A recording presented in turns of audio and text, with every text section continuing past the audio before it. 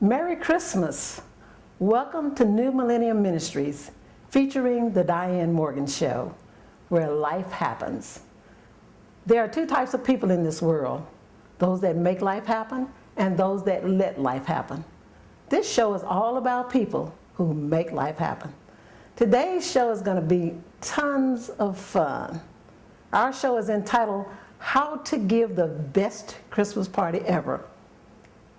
And today you'll see we did just that. I know a lot of you are planning that special celebration for this season when we celebrate our Lord's birth. And I just want to help you with some ideas on how to plan that special holiday gathering. Well, here's what I did. First thing I did was figured out how many people I wanted to invite. Because once I knew that, then I knew what type of place I needed to hold that gathering of people in. So I decided on 36 people. 36 seemed like a good, comfortable number, and my house is not quite large enough for 36 people. So I asked my good friends, Mr. and Mrs. James Gray, who have a nice, great room, if we could host our party there. And they said yes. So we have the number of people and we have the venue. Well, now that you've decided how many people you're going to invite and where you're going to have the party, the next thing you need to do is decide who you're going to invite. Who you're going to invite is extremely important. Sometimes your best friend, your good church member, sometimes your family member is not always the person that you want at your holiday party. Some people, let's face it, just don't really like to party. They're not social people, so you might not want to invite those people to your party because you want your party to be a success. You want your party to be fun. So Mrs. Gray and I set out to decide who we would invite to the party. She came up with 18 names and I came up with 18 names. So thus 36 people were invited. The next thing you want to do is invite the people. So there are different ways of inviting people. The young people like to send out evites and text messages. I chose to do it the old-fashioned way. I went to the department store and I found some really pretty stationery. I gathered the addresses of all the people that we wanted to invite, and I put it in the mail so they could get in the mailbox. There's nothing like getting an invitation in the mail to go to a holiday party. So that's just what we did. After I mailed the invitations, I followed up that with a call because you wanted to make sure that the invitation did arrive and that the people would be able to come, because I had decided on 36 people, so if someone couldn't come, then I had a waiting list of other people I could invite to my holiday party. After deciding where the party was going to be and who was coming and sending the invitations, the next thing you want to do is decide what your decorations are going to be. Now, you can have a theme party if you like. Just do you. It's your holiday party. Mrs. Gray so kindly decided that she would decorate her lovely home, and you'll see that as we go throughout the party today that she did a really fine job, an excellent job of deciding on how to decorate the house. Now, the central focus of the decoration was the 9-foot Christmas tree, because that was going to be one of our games. Guess how many ornaments there are on the Christmas tree. The next thing you want to do is decide what food you're going to serve. Some people I know want to serve turkey and dressing, or they might want to serve fun food. I decided that I wanted to serve fun food. You don't always have to concern yourself about whether your guest will like what you decide to serve, because let's face it, most people really like to eat. So I thought about it and I thought about it, and I consulted a few people, and I came up with the idea of doing a potato bar. You mash your potatoes and you have all the trimmings to go with it, such as bacon bits, you could have chives, butter, sour cream, you could have mushrooms, and other items that you might like. But I just chose 4 things to just try to keep it simple. And I had some wonderful chicken salad, some mixed sausages of different flavors with little cheese cubes, And we had crackers, we had fruit, we had a wonderful punch which Mrs. Gray made, which was a ginger ale mixed with tea, and her own specialty punch that she wouldn't give me the secret to, but everyone loved it. And most of all, we had wonderful dessert. We had the red velvet cake. We had my own specialty peach cobbler. We had strawberry cake, and we had caramel cake. So you just do you on what you want to do so far as how your guests will eat, because people like to eat. So just make it festive, bring out your prettiest dishes.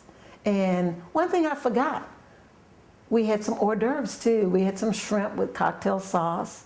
We had some small slivers of steak and some slices of chicken breast that we put ranch sauce on and put them on the cutest little dishes ever with the little tiny forks that you can find at any party store or any grocery store. And the people really got a kick out of seeing those little tiny hors d'oeuvre trays coming around to be served. That was a lot of fun. And of course we had some elves to help us out with getting the food served. We wanted to make our guests very comfortable. So now that we've decided what the menu is going to be, the next thing you want to decide is how will you greet your guests when they arrive. Mrs. Gray came up with a lovely idea because we thought it was going to be a cool day. So she prepared some hot chocolate with some miniature marshmallows on top. Although the weather turned out to be warm, the guests loved the hot chocolate with the miniature marshmallows on top. That was really a hit for the occasion. Also, sometimes you want to think about how you're going to seat your guests because you want everybody to have a good time.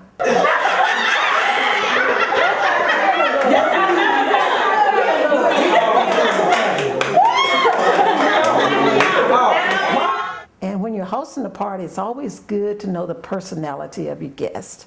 Now, I chose to use name cards and to number the tables. There were 6 tables, and there were 6 people at each table. Some were couples and some were singles, but everybody was willing to be seated where I wanted to seat them. There was nobody who was uncomfortable with where they were. If y'all will indulge me, what were you gonna say? Yes. If you'll indulge me, I'll tell you where you're gonna be sitting. Your son said speaking to the mic. My son said that. So, this is table 1. Because I knew the personality of the people.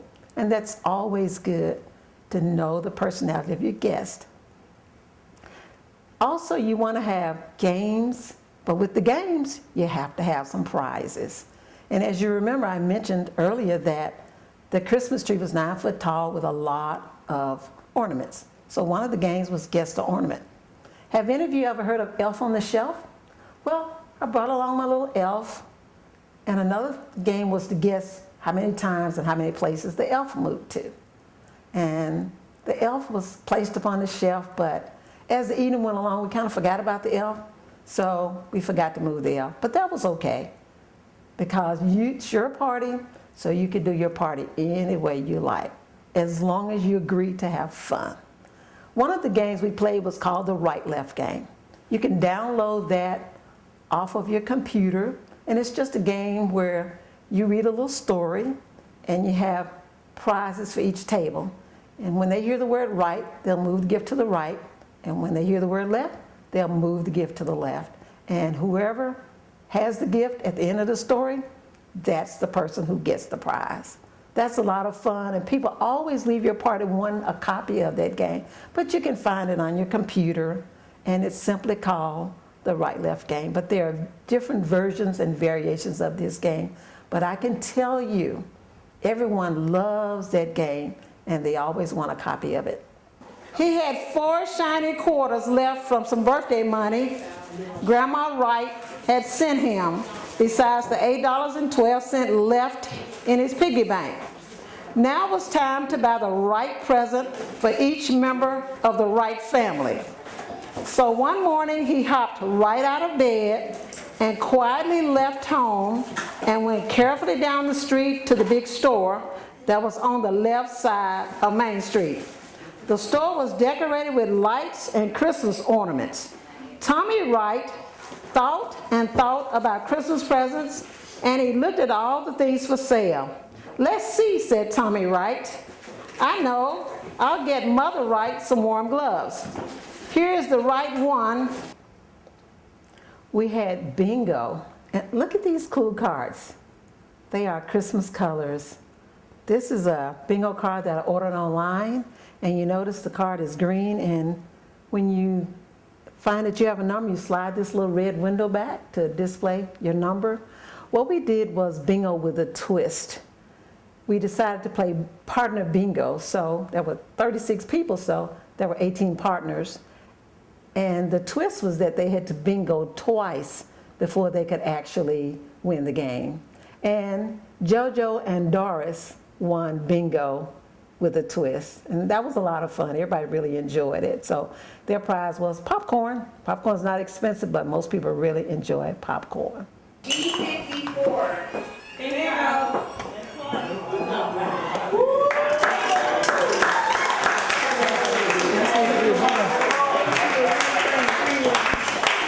Who did bingo?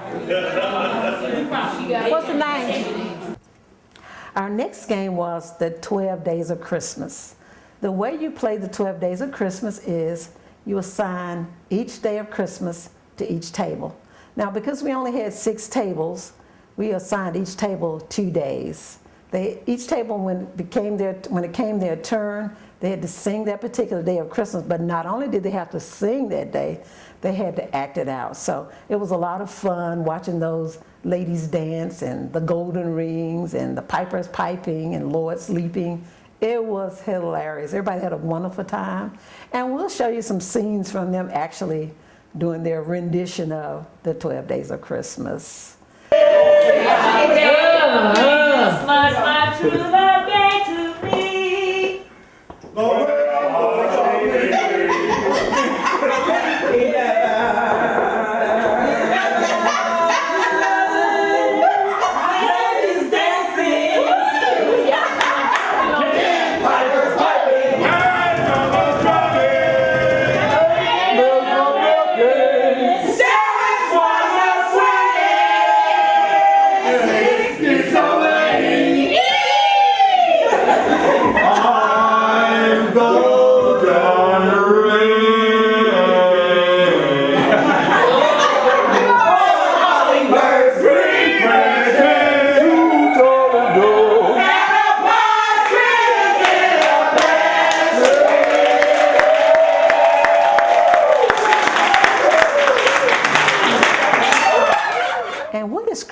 A Christmas party with friends without hearing some thoughts about Christmas past. We had 3 people who shared their best Christmas thought. The 3 people were Mr. Watson. How y'all doing out there? I came in the room and it was just amazing. It was amazing. I mean, literally stuff was just everywhere. And I couldn't even, it was just so amazing to where it was like you were speechless, then you run to this, and you run to that, and you run to this, and you run to that, you see this, then you put it down, you run to something else, and it was just amazing. And I thank God, I really do. I've been blessed, and I'll always remember that, you know, just full of things that you seen on TV, whatever, and then bam, they were like, then I think about Pastor, he was saying I'll never forget, it was a rifle and a scabbage. Scabbage. And you go down, and I swear I was saying, I was the scabbage would lean down, I took them all, and it was just amazing. But I appreciate this, and y'all enjoy.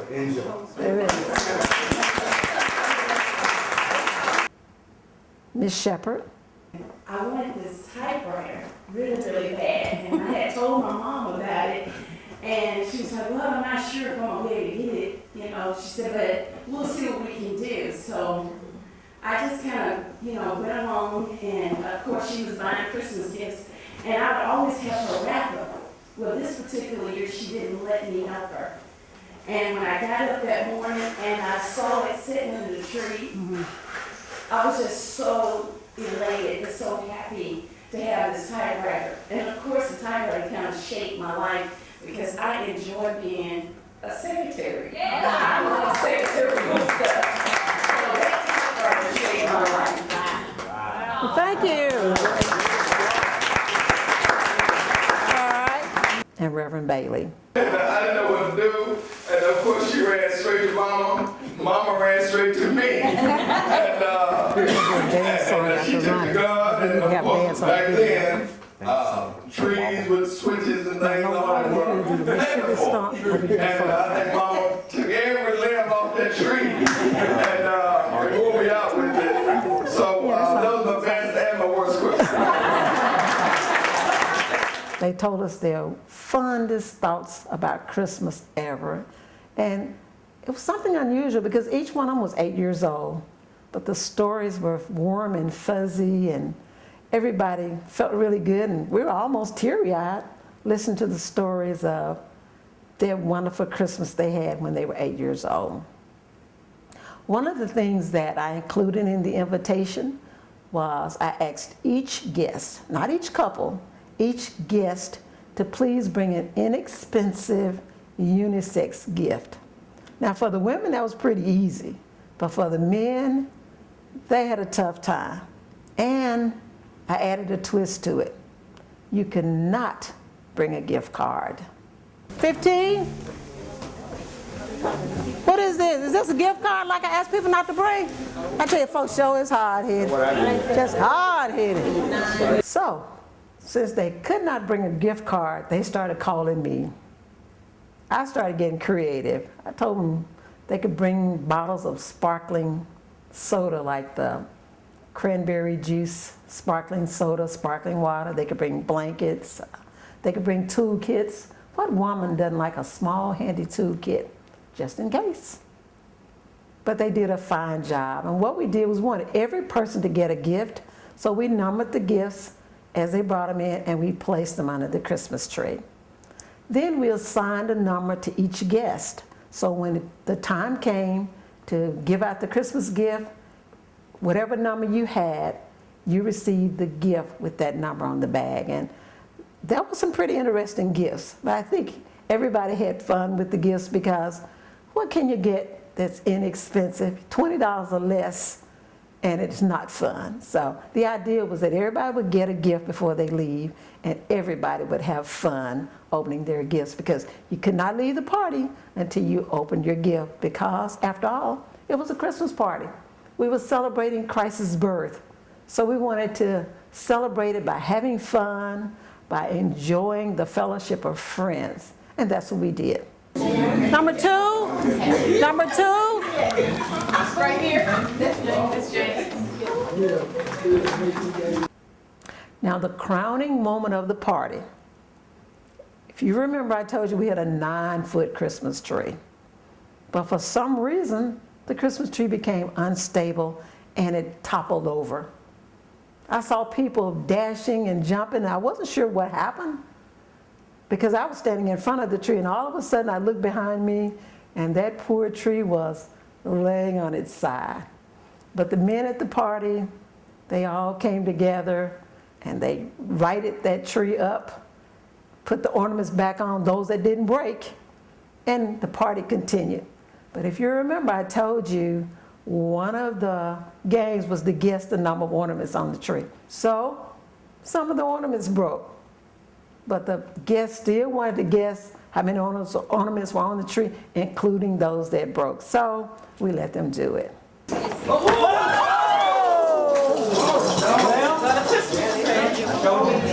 Blooper! Merry Christmas! We wish you a Merry Christmas! We wish you a Merry Christmas and a Happy New Year! Your husband is fast! 20 Christmas and a Happy New Year! Now, how many balls are on the Christmas tree? Maybe we can how many balls came out. There you go.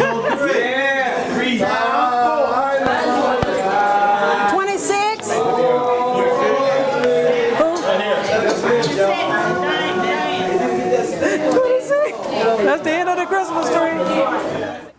The next fun part of this party was we had some people at the party who could really sing. And they delighted us, delighted our hearts, singing "Oh Holy Night." 3 ladies who could really sing: Andrea Merriweather, Pamela Ewing, and Kate Gray. They really blessed our hearts by singing "Oh Holy Night." Holy night, the stars are brightly shining. It is a night of our dear Savior's birth. Long lay the world in sin and error pining, till He appeared and the soul felt its worth. The King of hope, the weary world rejoices, for yonder breaks a new and glorious morn. Fall on your knees, or hear the angels' voices. Oh, night divine, oh, night when Christ was born. Oh, night divine, oh,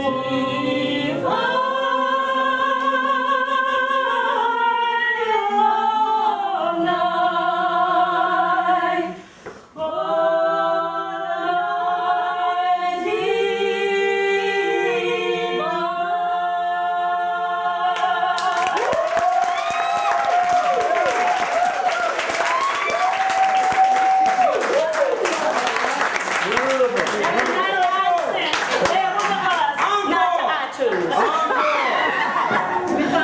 I would like to take this time, ladies and gentlemen, I would like to take this time to thank you so much for joining me and my husband on behalf of New Millennium Ministries and the Diann Morgan Show for sharing Christmas with us. At this time, I would like for everybody to look at the camera, and we want to sing "We Wish You a Merry Christmas." All right, start us off, songbirds.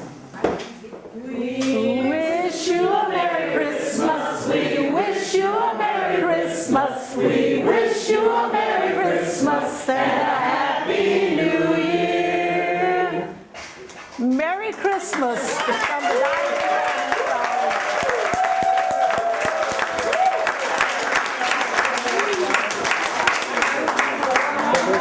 Now, at this time, I'd like for somebody to stand at the camera so my husband can come up and join me, because he's always behind the camera. On behalf of New Millennium Ministries and the Diann Morgan Show, we wish you a Merry Christmas. And no party would be complete without dancing. And one dance that you must do is the Soul Train line. And boy, we had a wonderful time going down the Soul Train line. Everybody became involved, and we just had a great time, because dancing is a part of having a party and having fun. So be sure to include some dancing in your party for this holiday season. Come on, hey, come on,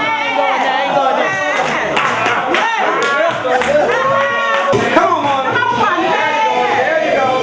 Right on through. There you go. Come on.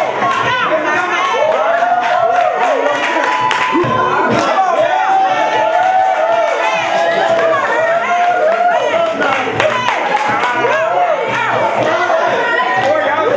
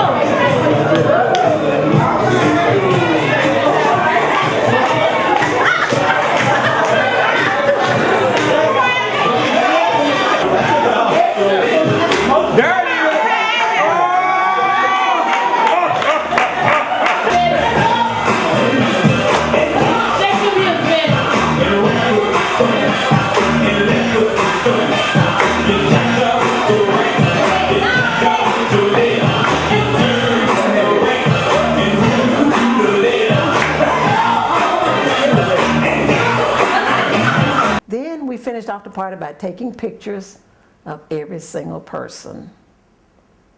That's how you have a wonderful Christmas party.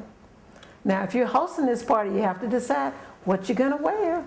You wanna be very comfortable, but you wanna be very stylish, and you wanna be the prettiest hostess of all. So that's what I did. I set out to find what dress I was gonna wear, what shoes I was gonna wear, how I was gonna do my hair, so I could greet my guest. But I wanted to be comfortable, but I wanted to be very pretty. So I hope you'll agree that I look very pretty today. So I want to wish you a very Merry Christmas from New Millennium Ministries, a Happy New Year, and go out and bless somebody in the spirit of Jesus Christ's birth. Make sure that you're not a Grinch this year, unless you're the Grinch whose heart grew and grew and grew and became a beacon of love. Thank you for tuning in today. I also want to remember the man behind the camera, my husband, the videographer, the editor, and the producer of New Millennium Ministries, featuring the Diann Morgan Show. Merry Christmas and God bless you all.